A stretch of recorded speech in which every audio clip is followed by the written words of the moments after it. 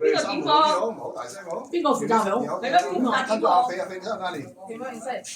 爭遠點啊，少唔係邊個負責點？阿反我睇兩兄弟啦，唔係咁四條咁樣一齊點？冇啦，兩條啫啦，冇點四條。唔係啊，嗰啲慢啲先啦，呢個八。八方來財啊！睇踩落去可以你。我睇到呢幅嘢，我真係唔信。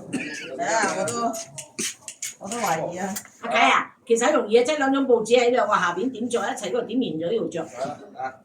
嗰個報紙擠下邊啦。係啊，先啦。我係啊。準備，OK，一、二、三。點下邊先啊？哦，三。你自己嘅先，唔好冇咁。我